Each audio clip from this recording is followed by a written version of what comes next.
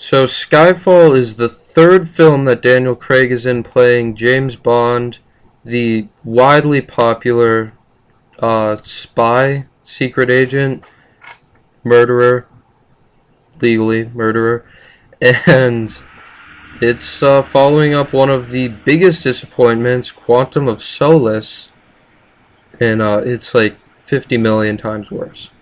So here's my rant dash review of Skyfall.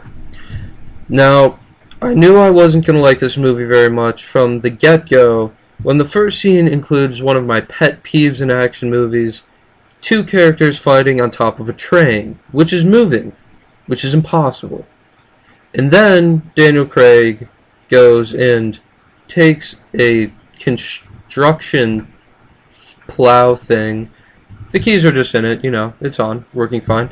And he scrapes out the side of one of the carts. The train just continues as if nothing happened. There's, you know, civilians in the train just like falling out of the back, but you know, no big deal. They've got a time to keep. Anyways, they get back on the roof, and then M, who is the leader of, or the boss of like James Bond's spy crew, M16. Sorry if I'm saying these names wrong. I haven't seen all the movies, but I've seen enough. And she gives the puzzling order to shoot the bad guy. She's telling James Bond's partner in this, who is standing from afar, to shoot the bad guy, even though he has valuable intel that they need. So shooting him and killing him, then, you know, we wouldn't know what he knew. But, you know, they're going to shoot him anyways. And Daniel Craig and the bad guy are fighting on the roof, and she doesn't know if she's going to hit him or the bad guy. And Daniel Craig can hear the whole conversation in his earpiece, but isn't doing anything about it. And then she takes a shot. Bang, Daniel Craig gets hit. He falls to his not death, even though it was like 200 feet down into a moving, shallow river, and then down like another 100-foot waterfall. A fall that would easily kill anyone, especially after being shot. But, you know, he's James Bond, so he can't die, right? And then, even though the order doesn't make any sense to shoot him, she still has a solid 5-second window where she can still shoot the bad guy, but she just doesn't. It's the beginning of the movie is really horrible. Then there's Adele, which, like, why? Just don't. So then the next scene comes in where James Bond hears about an attack on M16 where they explode M's office and most of the building. He's in like a resort. He's like in a beach with nothing, but you know, they're just playing CNN on the TV.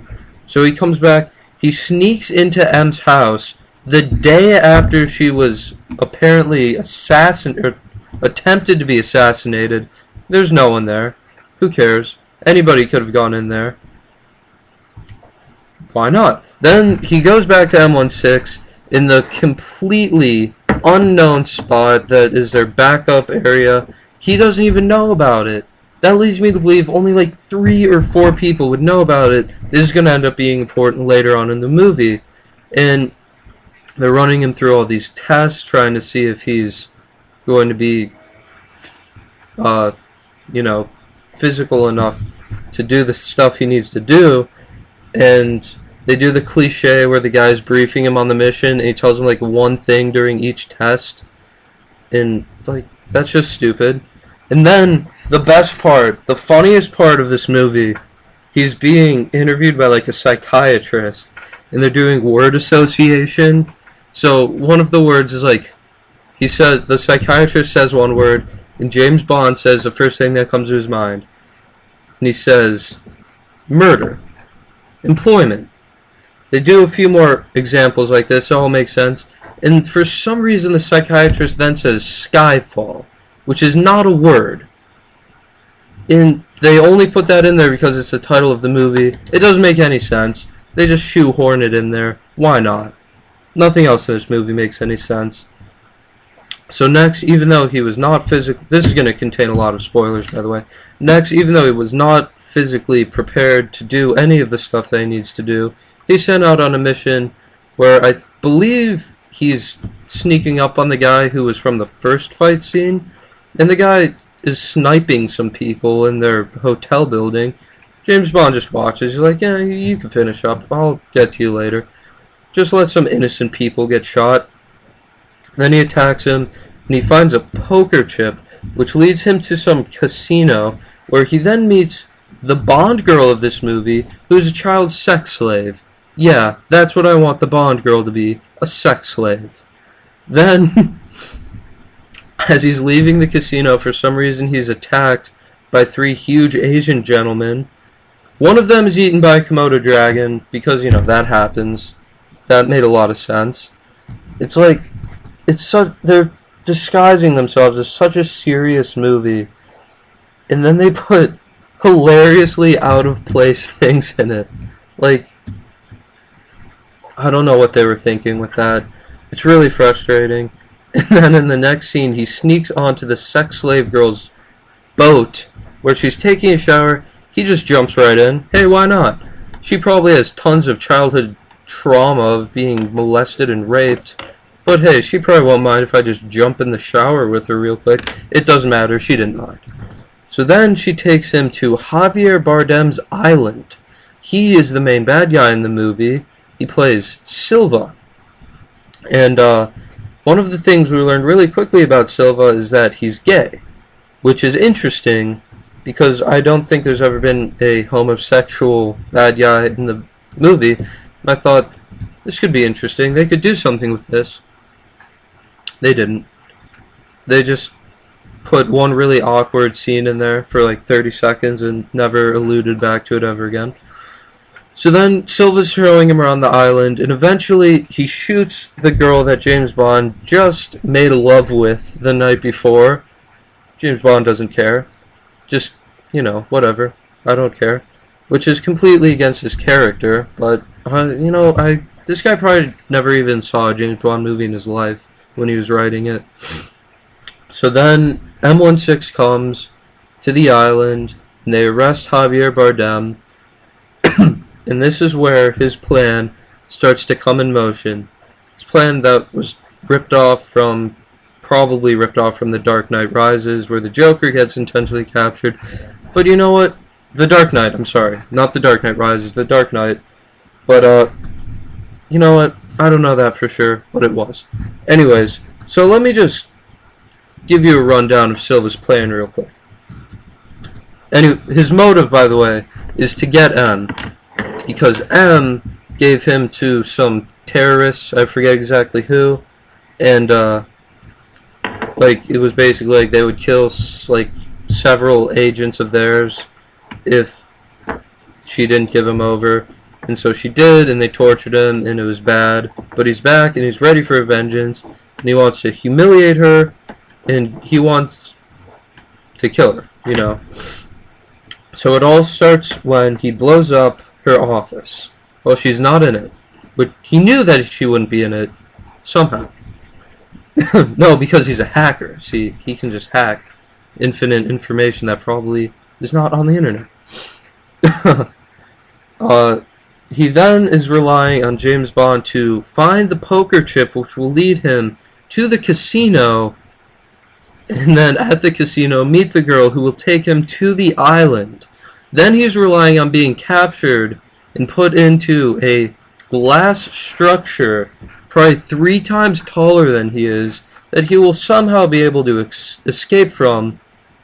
Then he knows he's obviously going to be able to overpower an armed security guard standing like 50 feet away, and then escape through a trapdoor in the floor. Even though I guarantee there's no way he could have known that this place even existed. Oh, he also knows that this trapdoor then leads to the subway, and that James Bond will be not far behind him, but just far enough that when Javier Bardem is escaping from the subway through a side room, I guess, that has a ladder that leads up to the street somehow, that James Bond will walk in that room just as he's about to ascend to the streets, and then a train will just inexplicably burst through the door of the room, hopefully killing James Bond. And then he will go to the court hearing where M is being investigated if she's doing an adequate job at her elderly age after the M16 attacks. However, I don't know why I'm holding a pencil. However, there was no way he could have known about the date of this hearing, seeing as how it was scheduled after the explosion happened. But, you know, he knew. He also knew that he'd easily be able to escape after shooting everything up in the courthouse. Then, the movie just continues to make unreasonable decisions as James Bond takes M. Oh, by the way, the train missed him. I like that much. He takes M to his Skyfall ranch where he grew up. His parents are dead, and now there's just a Scottish groundskeeper who I guess is supposed to be taking care of the house, even though it's like falling apart and in shambles. He sold all the stuff that was like useful, but he's like, he knows that Silva is going to know where they are, and so he booby traps the house with like tripwires and mirrors and stuff.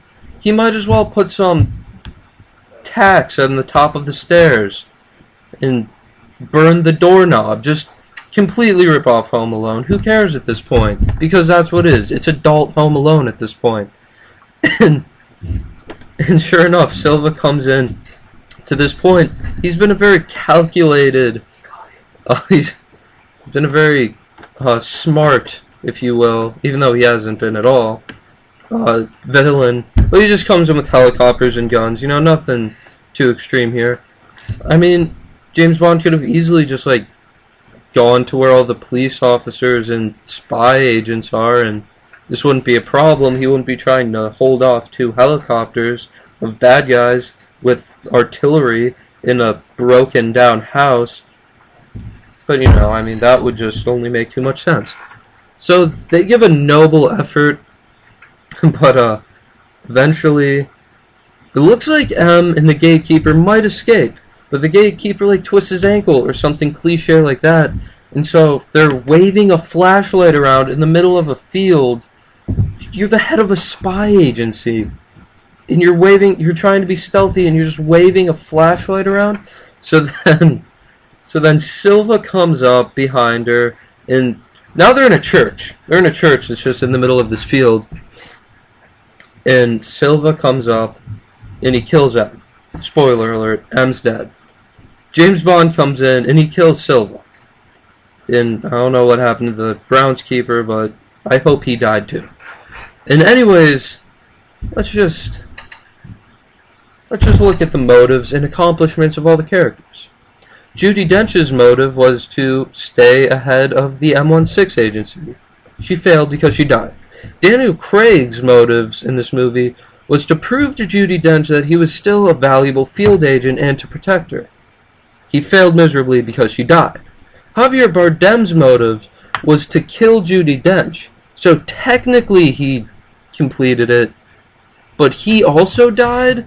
Which just leads me to think, why wouldn't he just blow up her office while she was in it? He wouldn't... like, nothing would have happened to him. They wouldn't have had any idea. She would have been dead, he would have gotten what he wanted, he would still be alive, and he could hack the world forever, because that's apparently just the only thing he does. He can just hack into anything. There's no limits in this movie, because they're just trying so hard to be cool and modern and appeal to the younger people. Like, oh, we can hack stuff. This movie must be so in touch with technology and pop culture. And it just copies off of things. It's a cliche mess. Every single thing in this movie is wrong. It fails on every level. I hope everybody involved in this never acts or directs or writes or produces or does the artwork for anything ever again. I know it sounds like I'm really upset, but it's just really late and my voice is hurting. But the question is it worth the watch? No, of course not. It's not worth the watch. I give it a 0.2 out of 10. This is my least favorite movie I've ever seen. It makes me physically angry. I want to burn down a house. I hate it so much. Anybody who likes this movie is wrong and stupid. I'm sorry. I know everyone's entitled to your own opinions, but if you like this movie, your opinion's wrong. So, thanks for the watch. Like and subscribe.